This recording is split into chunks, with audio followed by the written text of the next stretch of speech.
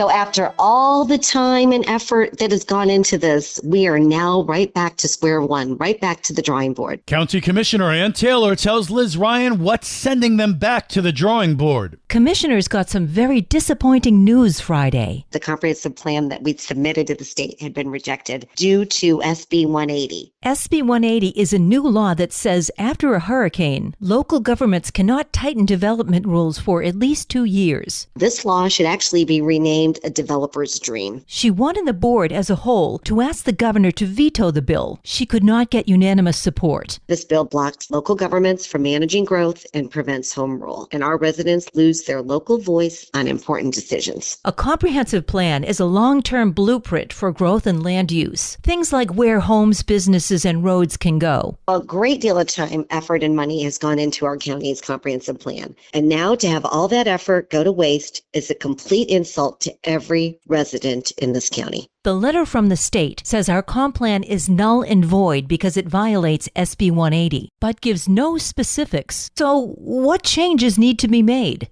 I asked County Commissioner Clay Murphy. Interpreting what they want is probably our biggest challenge. SB 180 has caused a lot of confusion. It's supposed to only stay in effect 2 years after a hurricane. But how does it ever end if we get a hurricane every year? It's also unclear how a law meant to help people rebuild after a hurricane can apply to new development that wasn't there before the hurricane. While Murphy believes there needs to be changes to SB 180, he won't join the growing number of counties suing the state over it. I'm not a big fan of going that direction. If we decide to sue, it's going to cost us money, and we can go through years of litigation. He's hoping Tallahassee will tweak SB 180 this session, and while doing so, will listen to feedback from local governments to help craft the changes that we need to make Senate Bill 180 what it was originally intended for, and that was to protect homeowners. It seems to have gotten a little out of hand. The original intent was to protect individual homeowners who had their houses damaged, that they could rebuild to the same standards. And so we kind of feel like they've kind of taken a left turn on us here.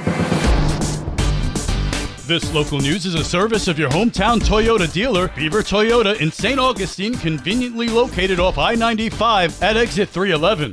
In other news, did you know the library has a seed exchange program? Alex Barr tells us how it works. Come in, fill out a small application to become a seed library member, and then they are encouraged to take up to 6 packets of seeds at a time. They can also donate seeds. The seed exchange program is beneficial in many ways. It helps provide heirloom varieties throughout our community and also helps people save money and spend time in nature.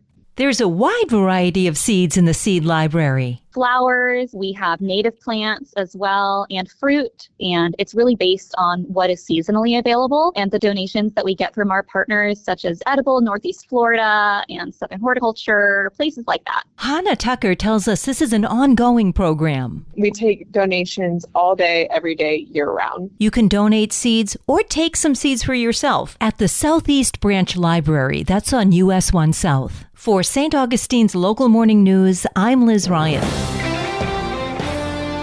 Publix is going to open soon. That they are. Hopefully sometime in November. After nearly a year without a Publix on Anastasia Island, St. Augustine Beach residents are finally getting closer to seeing doors reopen. Publix closed last fall for major renovations, leaving Winn-Dixie as the only grocery option on the island. City officials say the remodel is now in its final phase. St. Augustine Beach Mayor Dylan Rumrell gets an update from Building and Zoning Director Brian Law. Right now, this week is mostly concentrating on the exterior, weather permitting. As you can see around us, there's trees being installed. There's a big pile of mulch behind what you can't see. But currently, they're putting in the permeable pavers around the perimeter. The parking lot is essentially striped. There's some more they have to do, but it's all about the outside now, getting it safe for the residents to show up when we open. Inside, crews are busy with the final touches. That's definitely right. Right now, what we're doing besides the outside is inside, we're finishing up everything, finishing up the brazing, the refrigeration lines. Electricians are finishing running the circuits.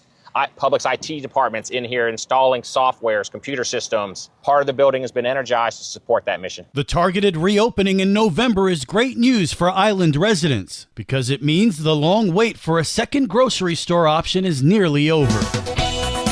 And now you're up to date with St. Augustine's Local Morning News. I'm Rich Carroll.